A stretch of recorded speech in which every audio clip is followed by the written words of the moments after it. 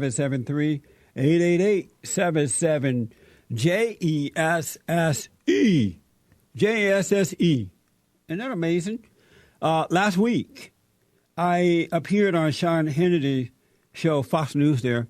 As a matter of fact, that morning I did his radio show, and that evening, the same day, I did his TV show, talking about the shooting in South Carolina where a white officer shot a black man in the back and killed him.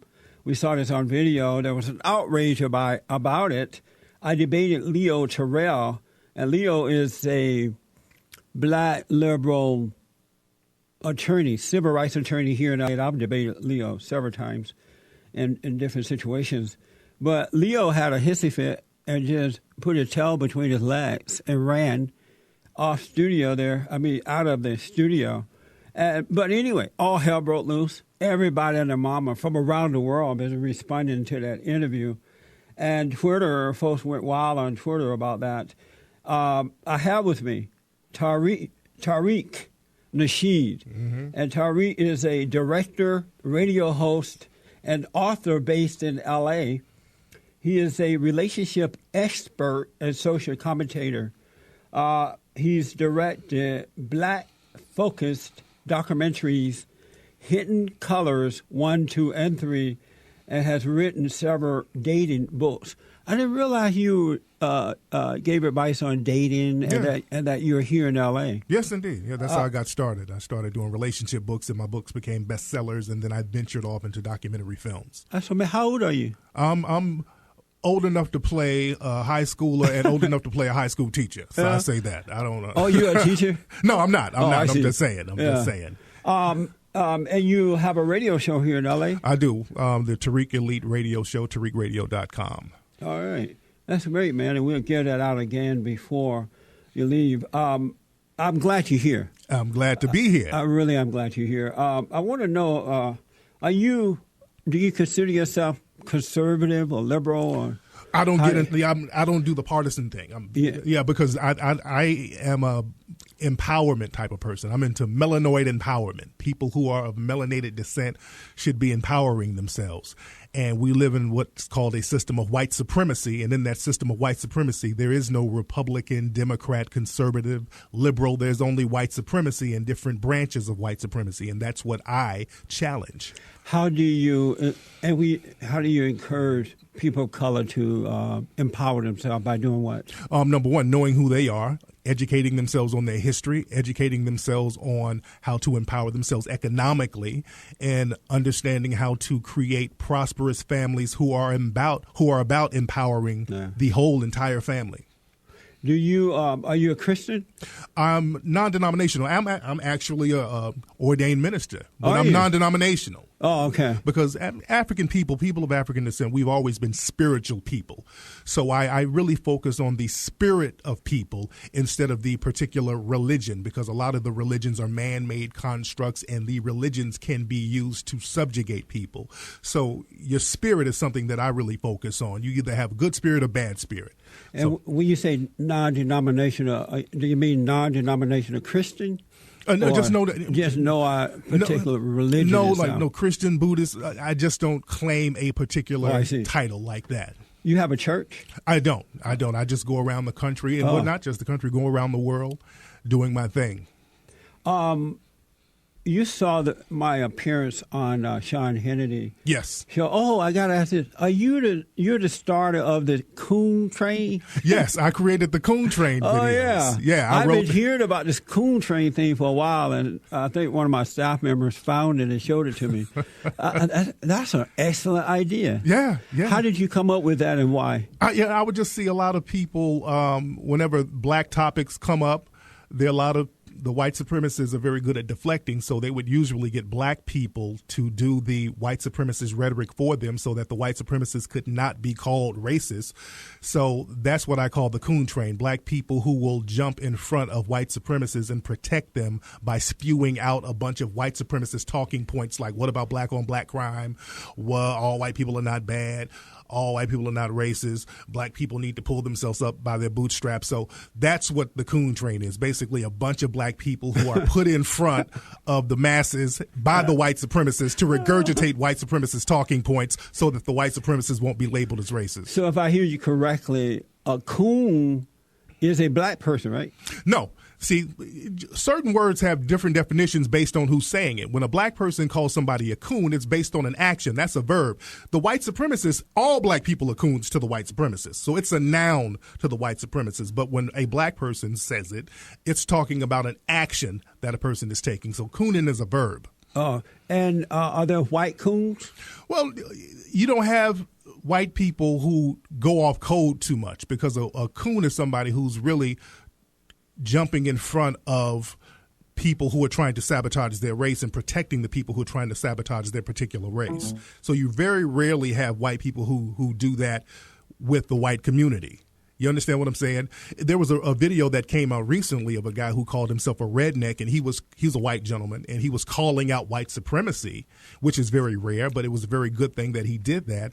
And a lot of people criticized him within the dominant white society. So white people are criticized for speaking against systematic white supremacy, just like a lot of black people are criticized for speaking out against what some would consider cooning.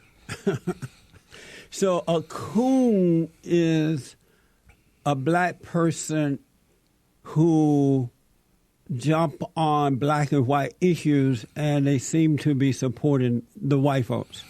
A coon is basically a black person who's trying to get brownie points, or who's paid, or who's just trying to get a pat on the head from the dominant white society by throwing other black people under the bus. That's the working definition of what a coon is when it comes from the black community.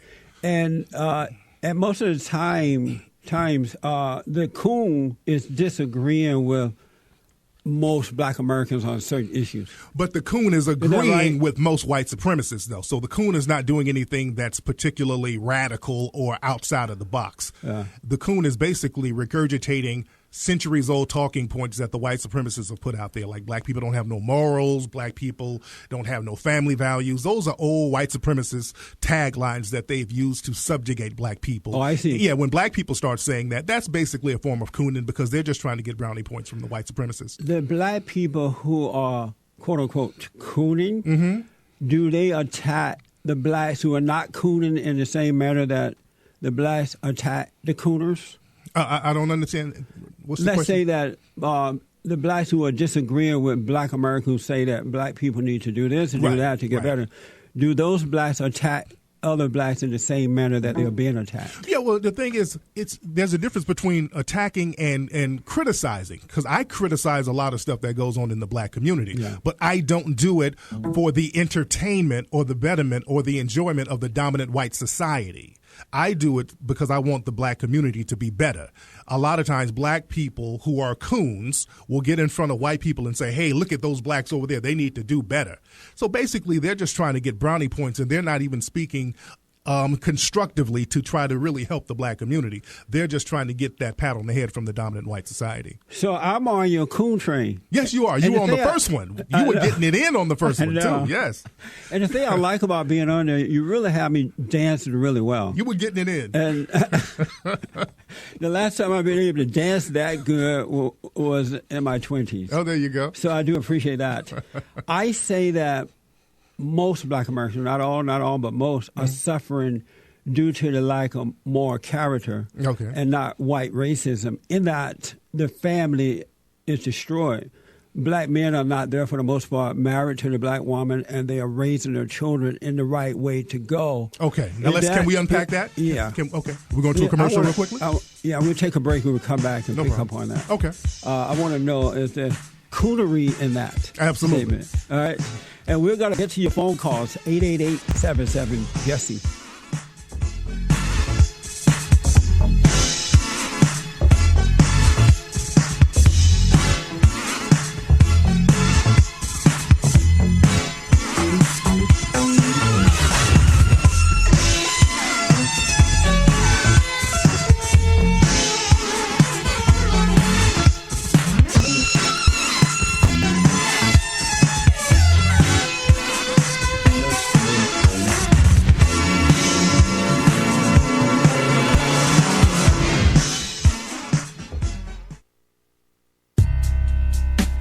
the only way that black people are going to get better and change the plight of their lives is that they're going to have to independently look at themselves, repent of their anger that starts in the homes, by the way, and not with white folks.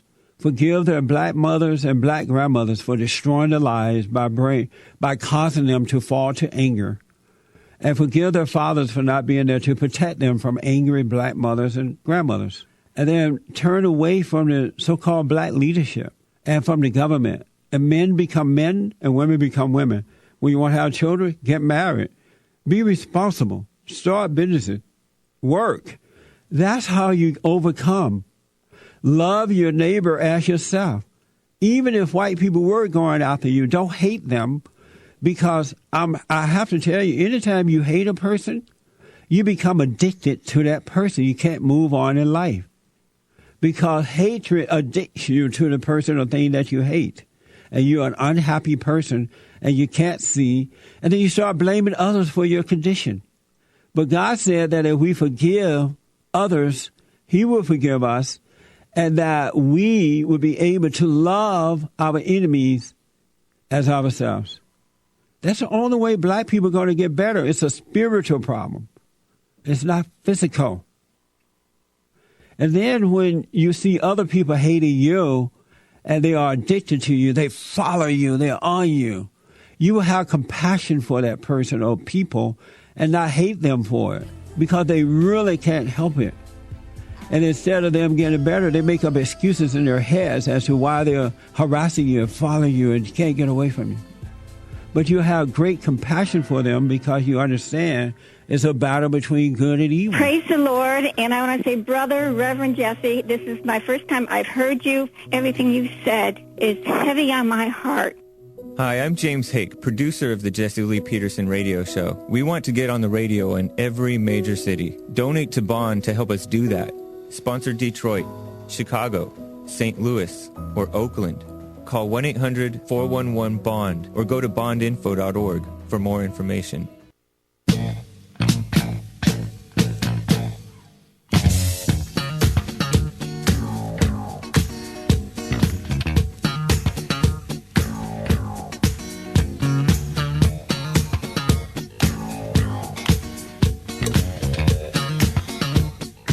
Okay, folks, welcome back. Tariq Nasheed is here. And after my appearance on Sean last week, Tariq, you tweeted out, did y'all see Jesse Lee Peterson on Fox News talking about Walter Scott?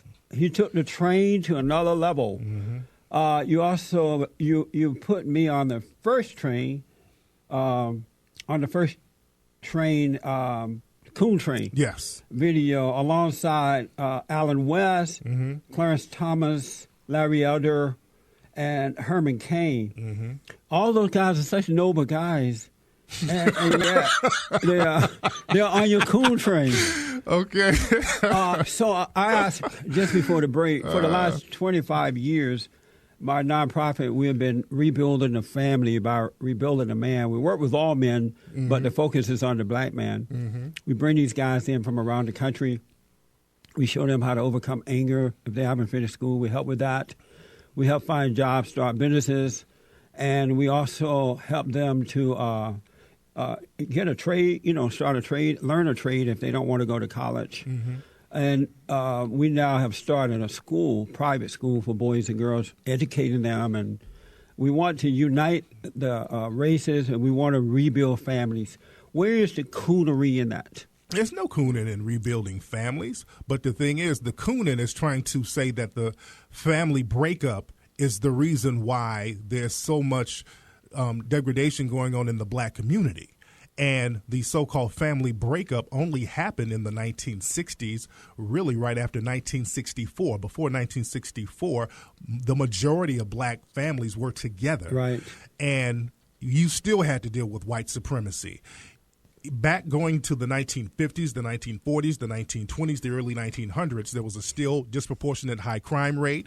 Black people were still funneled in what's called ghettos, especially during the first Great Migration when black people moved to the northern cities. They were living in the ghetto area, so to speak, because the white people moved out of those areas because of segregation. So black people, even when the family is together, we still have to deal with white supremacy. And unfortunately, brothers such as yourself, you guys just totally ignore the factor of white supremacy and just try to blame it on something that happened later on down the line, which the whole family breakup was because of systematic white supremacy as well. I grew up, you probably noticed already, for those who might not be aware of it, I grew up down in Alabama. We were just talking about during the break. You lived there for a while in Birmingham. Yep. But I grew up in Alabama, and I grew up under the Jim Crow laws. Absolutely. I remember for colors only signs, for whites only. Went to a movie theater once down in Eufaula, Alabama, and blacks had to sit in the balcony because we were not allowed to sit with white Americans. But the thing that we had going for ourselves as black folks during those days is that the family was together. Husband and wives were together. They taught their children how to respect themselves and others. They worked hard. They saved their monies. They had businesses. Even during those days, many black people owned land. Absolutely. And all those things. And it wasn't until the Civil Rights Movement started and under Lyndon B. Johnson that the government came in and offered black people welfare. We're going to take care of you. You're not able to do it yourself. But why did black people have to take welfare? Yeah, I'm going to answer that in a minute. And so, but they said you cannot have a father in the home. Absolutely. And they did that because they understood that if you remove the father from the family, there is no spiritual head or protection or provider for the women and children, and that they will, for the most part, have to end up on welfare, right. Being on the government. And that's when the breakdown started. But when the family was together, you didn't have crime in the black community such as we see today. You didn't have out-of-wedlock birth such as we see it today. We didn't have out-of-wedlock birth, but we did. The crime rate was still disproportionately high. See, that's something that a lot of people overlook. No, you're making a good point. Right, because you had all black chain gangs going all the way back to the 1920s. So the black crime rate was higher. Why was it higher? Not because of the family breakup. More things were illegal for black people to do. If black people, there's a drinking fountain sign right here I'm looking at. If we drank out of a water fountain, that was illegal. If we looked out of a window, that was illegal as black people. Black people did better because those type of situations forced blacks to stick together as a family unit, to have faith. But even though we stuck together, we were still criminalized, weren't we? Yeah, it was rough in that, the laws were against us, but because the family unit, that order of God was there, God in Christ, Christ in man, man over woman, woman over children, the family did better as far as economically than they are today because their father was there. Now up north, but how can you? But in the system of white supremacy, doing better, we need to eradicate the system of white supremacy. Like Malcolm X said, "Don't stick a knife in my back 9 inches, pull it out 6 inches, and say that's progress." The knife is still in our back, sir. Well, Malcolm X did say that when he had anger against the white man, he joined the Nation of Islam. But who wouldn't have anger over Jim Crow at the time? I know, but let me make the point. Right. Once he went over to Mecca, right. He realized that there are all people who are working together and some are not, right? And he realized that the white man wasn't his enemy, so he dropped that anger. He came back, and he started to expose the Nation of Islam founder, and the name will not come to me right now, as cheated with these women in his religious organization. Just like JFK did with Marilyn Monroe and all those people too, which people like to leave out. But according to Malcolm X, his life was threatened, and according to his book, he was taken out by the Nation of Islam.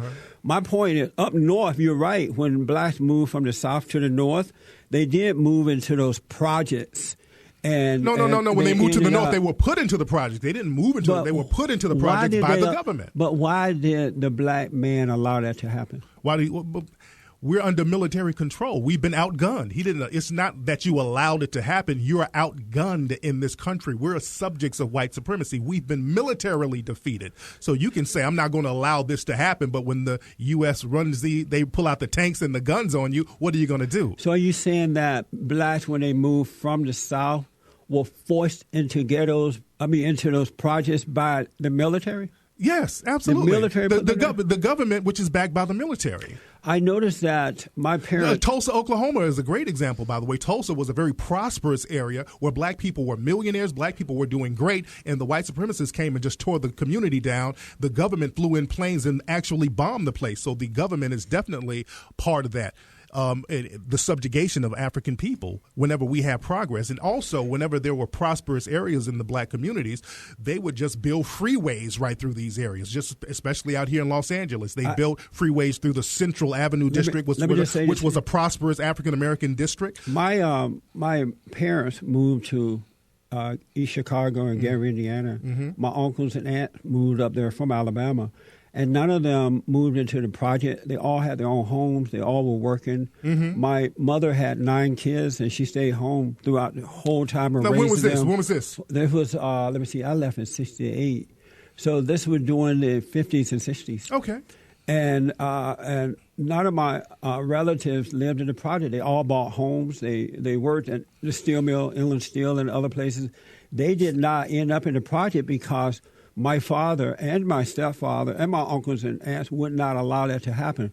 Why did the black man, you saying the military forced the rest of them into the government, which is backed by the military. I'm talking about the government, the U.S. government. For example, after World War II in the 1950s, the government specifically gave VA loans and FHA loans to white people and denied black people systematically of those loans. And this created so-called white flight, which was government-backed. So white people were allowed to move into the so-called suburb areas. These leasing agreements were specifically stating that black people couldn't move I've never there. heard that the military made them do that. But let me ask you no, this. it's militarily backed, sir. That's what I'm saying. You're making it seem like they went in there with guns and okay. Did you put the music on me, brother? Y'all put the music on me. While, it's boy, y'all slick. Boy. No, look at the clock. when I'm going there, y'all. We'll let you finish. Right. It's the bottom of the hour break. Okay, all right. Also, I want to take some calls for you as well. Are y'all going to have some troll calls, some pre-planned troll calls? Don't have that. Brother. No, all right. I'm not. I know you larger than that, brother. Back in a moment.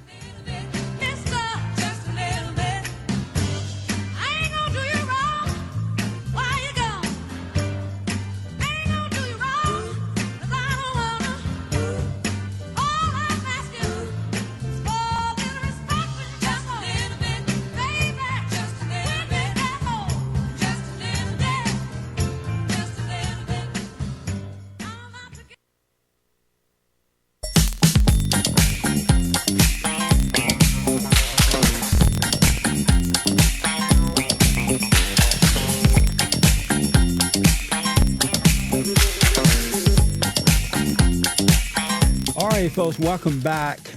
We are here Monday through Friday, 6 a.m. to 9 a.m. Pacific time, 9 to noon Eastern time, heard around the world by everybody and their mama, and I do appreciate it.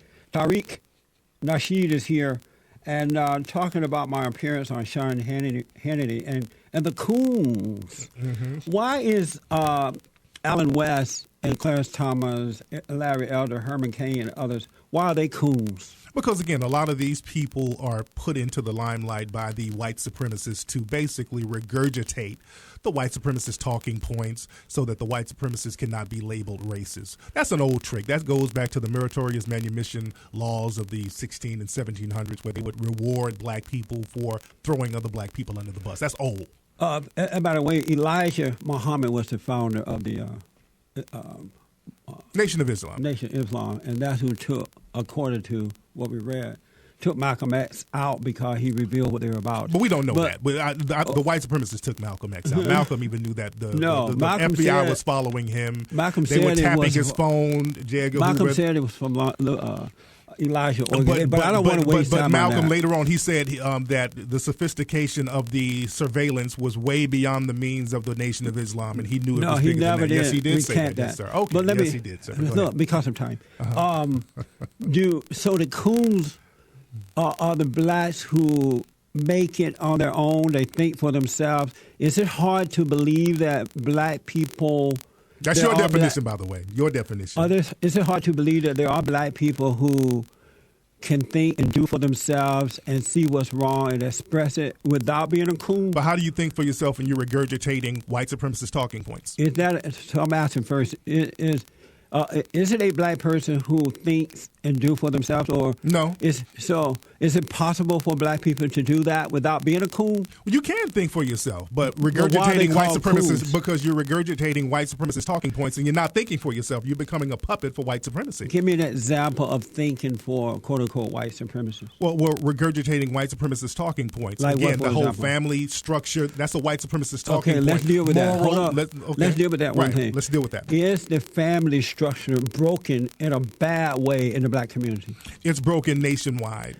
In the black community, right? In the black community, it is broken. Right. Since 1964. And so why is it coonery to say that? Because it's coonery to say that that's the only problem, and it's not racism. No because one that's said what you that's said. the only You problem. did say It's the number one problem. But you said it wasn't racism. You said it wasn't white racism. It's the black family structure. Right. But the problem with the black family structure is because of white racism. But And also, when the black family was together, we still had to deal with white racism. So why don't you see it? My question is, why don't you ever criticize white supremacy? In your eyes, can white people do any wrong? And I'll answer that, but I want to ask this. I will answer that. Yeah, you keep deflecting, brother. Yes, whites can do wrong. But my focus is to wake up black Americans to rebuild the family, to get away from the government, to start, as we did prior to the Civil Rights Movement, doing for themselves. But we still have to deal with white supremacy. We can do that, but after we do that, what are we going to do about white supremacy? What is the best way to deal with quote-unquote white supremacy? Black empowerment. And what is black empowerment? Economic empowerment. That's one thing that to build a family, build character, build your own build businesses. your own economics, exactly. Right. And we have to understand that the white supremacists, they've always sabotaged that in the black community. So that's something that we can't ignore. We can't just say, well, it's just the family we need to build up. When we build up the family, what are we going to do about the white supremacists out here? No. Trayvon Martin didn't get shot because of a family structure. I want to just ask Walter Scott didn't get shot because of a bad family structure. Jordan Davis didn't get shot because of a bad family structure. We're dealing with a system of white supremacy. Oh, that's a good point you're making. Mm-hmm. Had Trayvon Martin parents, Michael Brown parents, been married? They were married, but they got divorced and he was staying with his dad. Had they stayed together and had they raised their children in a good way to respect themselves and others and so you saying Trayvon Martin got shot because he didn't respect himself? My question is, would you ignore that? Let's do Michael Brown first. Oh no! Okay, let's go back to Trayvon. Would Trayvon have been smoking pot, calling himself a thug? Did that get him shot? Was that why George Zimmerman killed him? Smoking pot should not get you killed. Had they had a strong family and a good father they respected. He had a father, sir. He was staying with his father. No, he was staying with different people. He was staying with his father. He was at his father's house. But my question is... You deflected. No, my question is, had they had good fathers and mothers guiding them who stayed together, raised their children... Had he not been shot by a suspected white supremacist, he would be alive. Had he not been shot by a suspected white supremacist I'm trying to ask about the coonery thing. Okay. Had the family been tighter and stayed together and raised their children... Would Trayvon Martin and others been different types of people? Well, no matter what type of person he was, he shouldn't have been killed. A kid shouldn't have been killed answer by that question only about character. Your character has nothing to do with you getting shot by some psychopath. I'm asking, would they have been young men of character? Your character has nothing to do with you getting killed by a psychopath. Well, that's put aside. Would they have been men of character? Because you're saying that we're Sir, that's like asking me if the people in Germany, if they just would have pulled their pants up, would they not have been slaughtered in the Holocaust? Why won't you answer that question? Because it's a question that literally makes no sense. It makes zero sense. Let me ask this. You know, and you know it don't make no sense. It's a deflection, Jesse. So you don't think you being messy, Jesse? You think having a father and a mother together raising you and setting a good example is not a good thing? I didn't say that. You keep trying to. It's a great thing. Okay. Let me ask this. But what about white supremacy? I don't deal with white supremacists. I don't know what you mean by that because I've seen growing up. Let me ask you the question. I have seen growing up with white. You don't know what white supremacy is, brother? I'm trying to answer the question. Okay. When I was growing up, white supremacists was alive and well. Right. And yet we did better because we had family, we had fathers and mothers. We were taught to work hard, manage our lives, and we did better then than black folks are doing today. How so? How so? How did you do better? Tighter families. But you would get lynched at the drop of a hat. No, brother. You would not get true. lynching was at an all-time high. Not at an Yes, all-time it was high. at But an that's all-time not high. today. You But would I get want to lynched, ask and you. you couldn't go. You were suffocated. You couldn't go to certain I need places. to ask you this because when we No, come you back, we deflected got to again, take brother. some calls. Okay. Do you love do people who attack black conservatives? Do they're called coons and niggers and Uncle Toms and sellout? Do you love the coons? Do I love the coons? Well, I don't. What kind of questions are these? Do I love coons? Yes. For what? Why would I love a coon? Is that a yes or no? I don't love no coon. You hate the coons? I don't hate them. I don't love them. I want the coons to get away because Do you coons care about the coons at all? I do not. No, You do not? I don't really care about But coons. why not? Because coons have always sabotaged black progress. But suppose- we could have been out of antebellum slavery because we're still in a form of slavery. White supremacy is slavery within itself. But the first stage of slavery, which was antebellum slavery, we could have got out of it long ago if it weren't for the coons telling and snitching and being comfortable in that position. But suppose the coons don't know that they're wrong. Why not show them love so that you can correct them? So I got to hug a coon. Because you're a pastor. You're a preacher. I am, but I'm not Should trying you to hug. show love? We're not talking about hugging and kissing. Jesus but having rebuked patience the with them. demons, and that's the coons are demons, and I'm rebuking the coon demon and the coon spirit. But just you like don't Jesus do you did. love the coons? I don't love the coons. You don't love the coons. No, But Jesus coons are loved the evil. coons. No, but Jesus ran people out of the temple when Back they in a weren't moment. on top of their game. Back in a moment. We'll take some calls. Before we see it, you take it. Oh, make me wanna holler the way they do my life.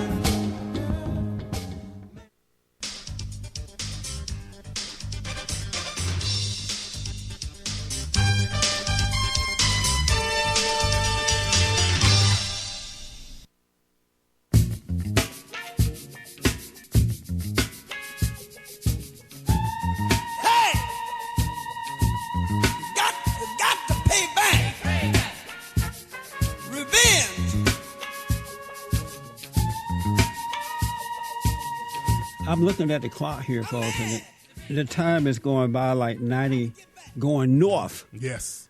I need some quick yes or no answers, and then I want to go to the phone for you, all right?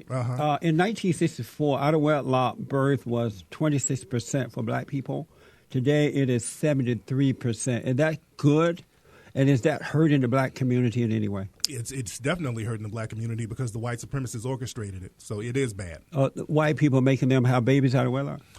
They've orchestrated the family structure to be marginalized, and they've taken the black man out of the home. So the white supremacists are responsible for that. By economic deprivation and other things. Why is it that the black man is so weak that after all these years, he allows that to happen? You tell me. You're black.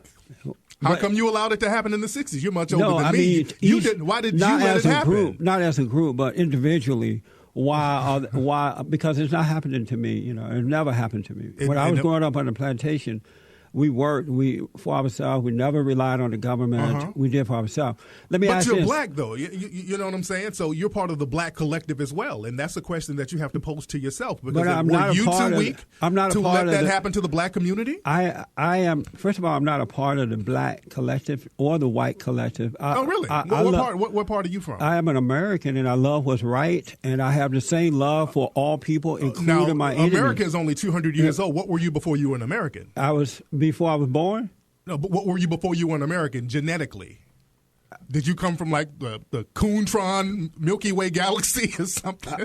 And you came over on a flying saucer full of butter biscuits and landed on the plantation? No, Where'd you come from? I was born in Alabama. Right. I was born here in this country. But you say you're an American. What were you before you were an American genetically? I have always been an American. But before America's only 200 years old. Before you were an American. I have always been. I understand that. I was but born genetically. Here. But let me ask you this. Okay, go ahead. You're going to deflect, but go ahead, brother. Right. I was looking at, kind of getting a little background on you last night. Yes, sir. And I noticed that guys like you are very talented. Mm-hmm. And you call me a radical on Twitter. What's a black radical, by the way? What's a black radical? A person that attacks others and call them coon rather than coming together to work out the issue. But you can't work an issue out with a coon, though. But you can. Coons are there to sabotage black progress. Let me ask this. Go ahead, sir. And I'm a coon along with Kobe Bryant, Don Lemon, and others, according to this report. Mm-hmm. How am I I am helping to rebuild families. I'm showing blacks how to overcome their anger, encouraging them to get married before having children out of wedlock, to start businesses, to get a good education, to love instead of hate. But you won't speak out against white supremacy. You ignore white supremacy, and you make excuses for white supremacy, and that's the problem. How is that holding black? Am I holding black people back by doing those things? But you're not. You're making excuses for white supremacy, and you're giving leeway to white supremacy, and you've become the mouthpiece of white supremacists. Am I holding blacks back, though, by doing those things that I do? It doesn't hold black people back, but it sabotages black progress, because when the white supremacists, when they go out here and do things, they put you out there in the forefront, and they hide their deeds behind you or people like you. Sir. Where is your proof that they're putting Clarence Thomas, Allen West, Larry Elder, Herman Cain, Kobe Bryant, Don Lemon, and me out there? Because people who challenge white supremacy are not put in the spotlight like that. That's why. So that's your proof? That's the proof. The people that they put out there, those people you name, who we see this is what I want to say. We see all the time talking about so-called black issues. These are the people they put in the forefront instead of people who can really challenge systematic white supremacy. Do you support same-sex marriage? I don't care about that. If people want to do that, that's their thing. But you don't support it personally. It's not a part of what I do. Do you support it personally? If they want to do that, that's fine. I know that, but do you personally support it? I haven't really thought about it like that. It's because it's not an issue for me. I'm not in that community. How about abortion? I don't mind them doing what they do. Yeah, if they want to do that, let them do it. I'm not going to protest. How about abortion? Abortion, that's fine. If people don't want to have abortion, I support abortion. You know, I was thinking, and I want to make this point because I realize you guys have good talent. I love the Coon Train. Mm-hmm. I look forward to it. And it's satire. It's fun. It's satire. Yeah, it is. It really is.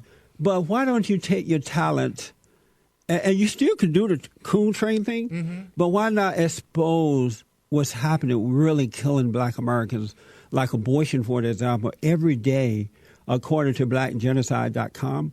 12 to 1,800 black babies are aborted every day. And a lot of black people don't know that. Young black girls are having abortion like 90 going north, I understand right? that. And the abortion, and that was the Planned Parenthood that was caused by the white supremacist Margaret Sanger and all of those eugenicists and all these people. Yeah, I'm very familiar with that. 70% of Planned Parenthood abortion mills are in the inner cities. So why do you not criticize the white supremacists for orchestrating something so devious like that? I do criticize that. We've protested, though. We've tried to shut down the mills in the communities. And but we can't get you guys to get on board. My question is, why not make videos and films? Because people watch your videos.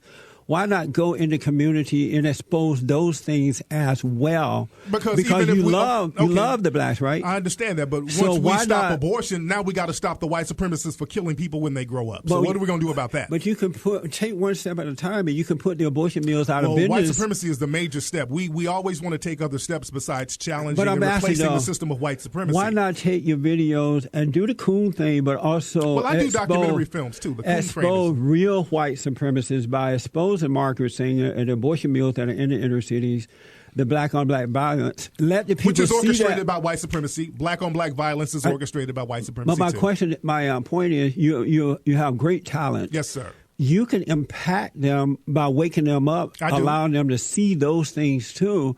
And once they're educated about those things, maybe more black people get out there and stop that. Why not do that?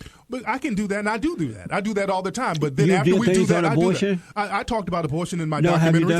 I have. In my Hidden Colors documentaries, we talked about Margaret Sanger and abortion and Planned Parenthood. We talked about that. Yeah. And after we talk about abortion, we still got to go right back to white supremacy because that's the main you're right about Margaret Sanger. Right. I want to get some calls in. I can go on and on. Well, I swear, you will change the subject. When we start talking about white supremacy, you change the subject. Let's go. I'm not changing. I'm looking at the clock. I have on a minute. Jesse, let's go to Kevin out of Arizona. Kevin, you're all. See, we got the it's music. A break time. Man. Hold on, Kevin. We'll come back to you. We're going to have you back. That's what's needed. Yes. Okay. Back in a moment.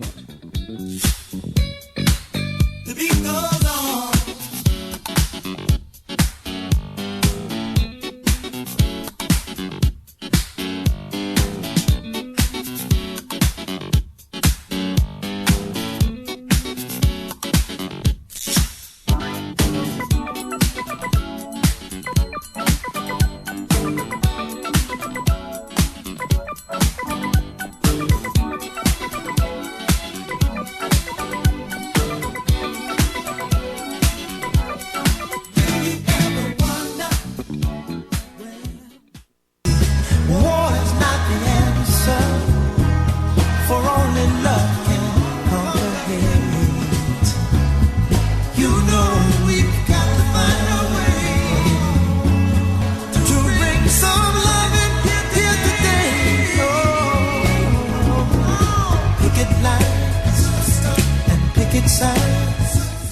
these are times, it's times like this when I wish we could avoid commercials and things. Yes, indeed. Tariq, give out your website, tell the folks how to get your books and get to your radio show and all the things. Yes, you're indeed. doing. They can go and to- watch the Coon Train. Yes, the Coon Train. Am I on going to YouTube. make the Coon Train this year? Yeah, we might have to get another one for you. But you're really doing a solo dance down the Coon Train.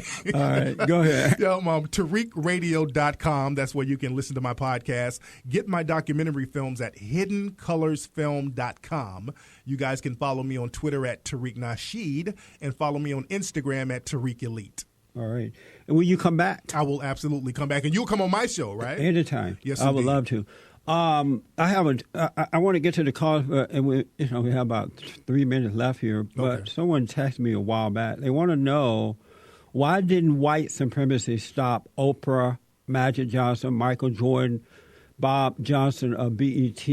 They're all billionaires. Why weren't they stopped by the white supremacists? Because white supremacists will always put a few black people in token positions and will leave the other black masses in a system of deprivation. So white supremacy has always had tokenism. So those people didn't make it on their own? They didn't make it on their own, but just They because they did or made they it on their didn't? own, they made it on their own. But just because a few black people are in what's called token positions, that don't mean that white supremacy doesn't exist for the So black masses. is Obama in a token position Yes, as he is, president? because he cannot even say African American, let alone do anything for African Americans. So he's in a token position. Absolutely. Kevin, thanks for calling. Thanks for holding you on the air. Hey, guys, can you hear me? Yes. Good morning. Good to speak with you, Mr. Tariq Nasheed and Mr. Peterson. Thank you. I want to say everything that you're saying, sir, is actually putting holes in all of your arguments, and I want to know why. Here's my question. Mr. Tariq Nasheed comes on the show and has all these excellent points, and it reminds me that there is a Negro, a Sambo, in every single capitalized society. In Australia, it's the Aborigine. In Brazil, it's the Sambo. Ask In your Northern question America- because of time. Get to your question. I'm running Okay. out of time. Okay, so why are you capitalizing off white supremacy? And how am I It doing seems to me that? that how you're doing that is by pushing the agenda. Was a stronghold for the oppressed. Let me ask. So No, that's not what you're doing. You're making about money off of... no, hold on. By educating blacks, by starting a private school without any money from the government, is that wrong? Yes, because you're That's teaching wrong. the oppressed to love James Brown, I'm mad. Tariq, come back again. I will all right? definitely come back and do Get the your calls show. next time. Produced by Bond. From New Destiny. Views expressed necessarily represent the views. For more information, call 1-800-411-BOND. That's 1-800-org.